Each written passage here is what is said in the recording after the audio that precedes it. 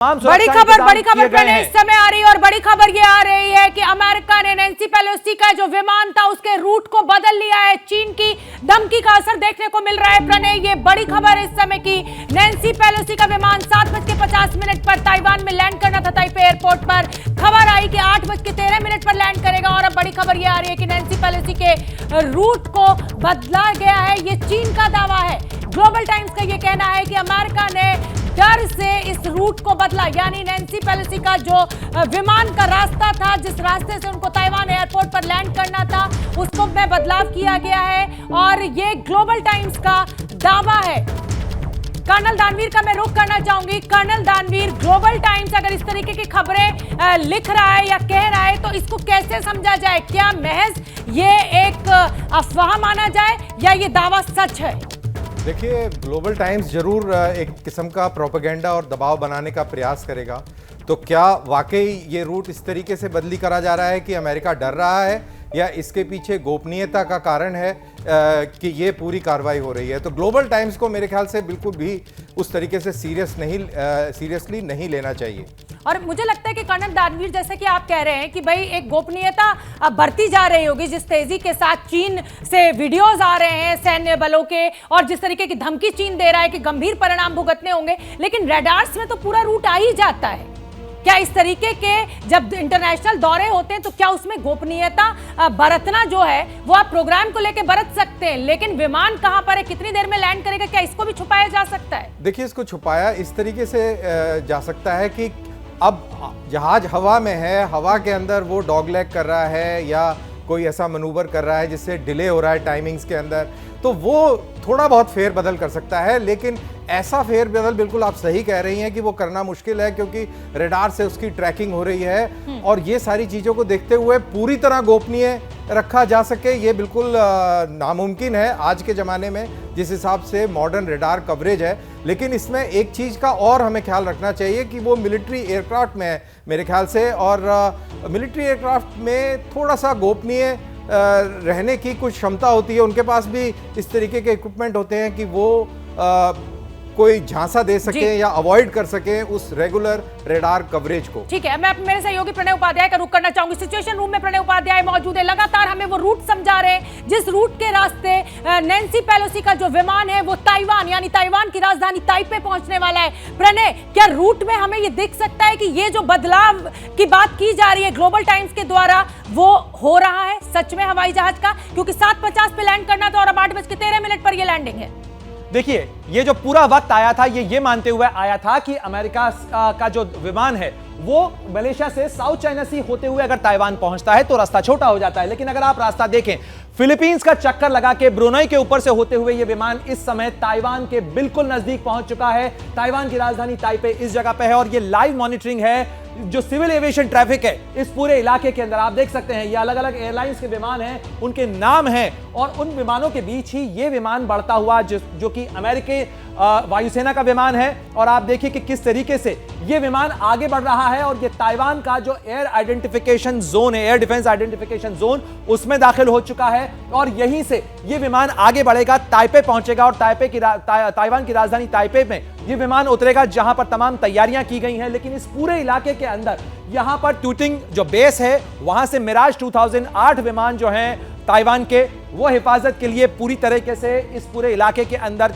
निगरानी रख रहे हैं। साथ ही अमेरिकी वायुसेना के विमान भी, अमेरिकी नौसेना के जो विमान है जो कि aircraft carrier USS Ronald Reagan से उड़ान भरने के बाद इस पूरे इलाके में निगरानी रखे हुए हैं और पूरे समय ट्रैक किया जा रहा है इस विमान को। लिहाजा अमेरिका भी कोई रिस्क नहीं लेना चाहता, अमेरिका टकराव नहीं चाह रहा, ये अमेरिका ने क्लियर कर दिया। उस रूट के साथ भी ये चीज स्पष्ट है कि अमेरिका सीधे सीधे टकराव नहीं ले रहा है, लेकिन वो चीन की धमकियों के आगे झुकते हुए भी नहीं देखना चाहता। इसलिए चीन की तरफ से कई बार कहने के बावजूद ताइवान का दौरा रद्द नहीं किया जाता है। और आप देखें, ये लाइव ट्रैकिंग है, लाइव ट्रैकिंग में ये विमान, ये हरी लकीर आप देख रहे हैं, धीरे धीरे ये विमान आगे बढ़ता चला जा रहा है और कुछ ही देर में, कुछ ही मिनटों के बाद, करीब 20 से 25 मिनट के बाद ये विमान ताइवान की राजधानी ताइपे में होगा और साथ ही चीन के तेवरों को सीधे सीधे चुनौती देगी नैन्सी पेलोसी, अमेरिका की हाउस स्पीकर। और ये 25 साल बाद ऐसा होगा कि ताइवान के अंदर अमेरिका के हाउस ऑफ रिप्रेजेंटेटिव की स्पीकर होंगी।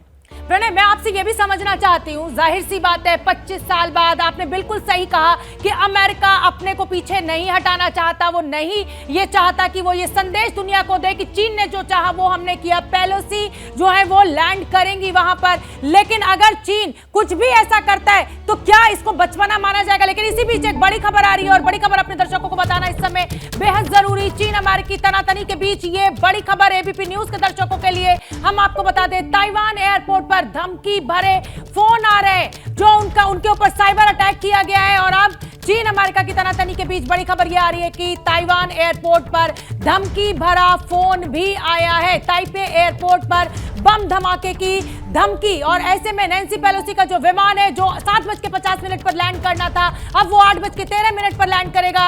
21 मिनट का वक्त बचा हुआ है। अमेरिका ने इस रूट में बदलाव किया है, ऐसा दावा ग्लोबल टाइम्स के द्वारा किया जा रहा है। ये जो तनाव है ये लगातार बढ़ता जा रहा है। दुनिया की नजर आज इस खबर पर बनी हुई है और एबीपी न्यूज सबसे पहले हर अपडेट आप तक पहुंचा रहा है। चीन और अमेरिका की तनातनी की ये जो खबर है, और ये देखिए चीन जिस तरीके से सैन्य बलों की तैनाती बढ़ाता जा रहा है, ये टैंक की ताजा तस्वीरें आप देखिए। चीन की तैनाती जो है सैन्य बलों की वो बढ़ती जा रही है। ताइवान के तरफ मुंह कर इन टैंक को जो है वो तैनात किया गया है। लगातार एक तरीके की पोस्चरिंग, एक तरीके का संदेश देने की चीन की तरफ से कोशिश की जा रही है कि ये हमारे आंतरिक मामलों में दखलंदाजी है। ये देखिए ये जो सैन्य ट्रक है, ये ट्रकों के जरिए इन टैंक्स को ले जाया जा रहा है और इनकी तैनाती की जा रही है। कहीं ना कहीं चीन दुनिया को ये संदेश देना चाहता है कि अमेरिका हमारे आंतरिक मामले में दखलंदाजी कर रहा है और इसके गंभीर परिणाम जो है वो भुगतने होंगे। और इस चीन अमेरिका विवाद में बड़ी खबर इस समय की, रूस भी कूद पड़ा है, यानी रूस की भी एंट्री चीन और अमेरिका के इस पूरे विवाद में। ताइवान में नैन्सी पेलोसी को लैंड करना है और ये बड़ी खबर आ रही है, नैन्सी का दौरा उकसाने वाला है। ये बड़ा बयान अब रूस की तरफ से भी आ गया है, यानी अमेरिका और चीन की तकरार के बीच अब रूस भी कूदा। पहले अमेरिका की यूक्रेन को लेकर रूस से आपको याद होगा किस तरीके से आमने सामने आए थे दो देश। अब रूस ने एक बार फिर चीन का साथ दिया है और रूस का कहना है कि ये दौरा जो है वो उकसाने वाला है। और दानवीर, कर्नल दानवीर लगातार हमारे साथ जुड़े हुए हैं। कर्नल दानवीर, इस पूरी स्थिति को आप देख रहे हैं, हर तस्वीर, हर अपडेट आप सुन भी रहे हैं और देख भी रहे हैं। क्या लग रहा है ऐसी स्थिति में अमेरिका ये रिस्क लेगा कि नैन्सी पेलोसी के विमान को ताइवान में लैंड कराया जाए? क्योंकि चीन एक महाशक्ति है, ये किसी से छुपा हुआ नहीं है और सैन्य ताकत में वो कितना मजबूत देश है ये हर कोई जानता है। बिल्कुल, जहाँ तक चीन का सवाल है और ख़ासतौर से शी जिनपिंग का सवाल है, उनके लिए ये बहुत इम्पॉर्टेंट है। बिकॉज पार्टी कांग्रेस का अधिवेशन आगे आने वाला है जिसके अंदर शी जिनपिंग जो है अपने 3rd टर्म की दावेदारी करेंगे और पिछले 10 साल से वो अपने आप को एक स्ट्रॉन्ग लीडर की तरह प्रेजेंट कर रहे हैं। तो ऐसी सिचुएशन में जब ताइवान के ऊपर वो आए दिन ये धमकी देते रहते हैं या ये बयान देते रहते हैं कि ताइवान पे हम कब्जा करेंगे, ऐसे उन्होंने अपनी एक छवि बनाई हुई है कि ताइवान पे अगर कोई कब्जा कर सकता है तो वो शी जिनपिंग कर सकते हैं। और ऐसे में अगर वन चाइना पॉलिसी का उल्लंघन करते हुए नैन्सी पुलिस की आकर वहां लैंड करती हैं, जिसके ऊपर वार्निंग भी की गई है। तो दीपक कपूर पूर्व राजनयिक है, उनका रुख करना इस समय बेहद जरूरी है क्योंकि उनका एक लंबा चौड़ा अनुभव है। इस तरीके की स्थिति में क्या कदम उठाए जाते हैं बड़े देशों के द्वारा? दीपक जी, आपको क्या लग रहा है? दीपक वोरा मेरे साथ जुड़े हुए हैं। दीपक जी, क्या लग रहा है, क्या इस स्थिति में नैन्सी पेलोसी का विमान लैंड करेगा ताइपे एयरपोर्ट पर?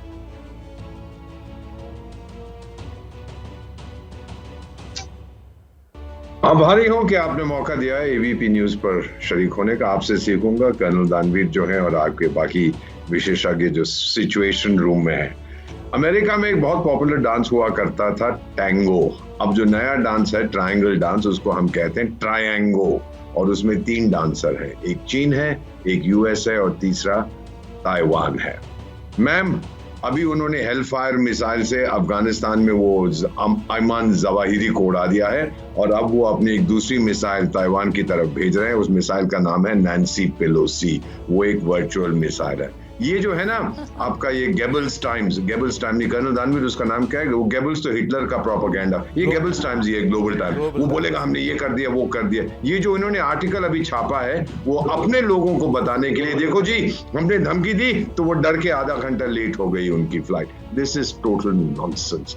चीन में दम नहीं है मैम, आई रिपीट, दम नहीं है कि वो पंगा ले सके। वो तो हमसे पंगा नहीं ले पाए थे गालवान में, हमने उनके दांत तोड़ दिए थे, तो अमेरिका के साथ क्या वो लड़ेगा इस समय? ये सिर्फ लोगों को बताने के लिए है, दिल को बहलाने के लिए। ख्याल अच्छा है गालिब। आपको वो कहानी याद है ना मैम, स्कूल में भी आप पढ़ते थे, वो जो भेड़िया था जब वो 3 सुअरों के घर में पहुंच गया तो huff and puff and blow your house down. चीन हफ एंड पफ तो करेगा पर अगर ब्लो हो जाएगा उसका अपना घर ही गिर पड़ेगा, वो नहीं करने वाला है। उसने क्या कहा था, धमकी दी थी। अगर दीपक वोरा, मैं इस समय बड़ी खबर अपने दर्शकों को बताना चाहती हूँ।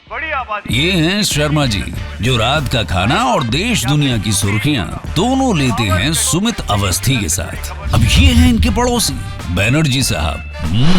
मिष्टी दोई खाते खाते पूरा बंगाल जान लेते हैं सुमन दे के साथ। इनकी तरह आप भी देखें अपने फेवरेट न्यूज एंकर को एक ही ऐप पर और डाउनलोड कीजिए एबीपी लाइव ऐप अपने स्मार्ट टीवी पर।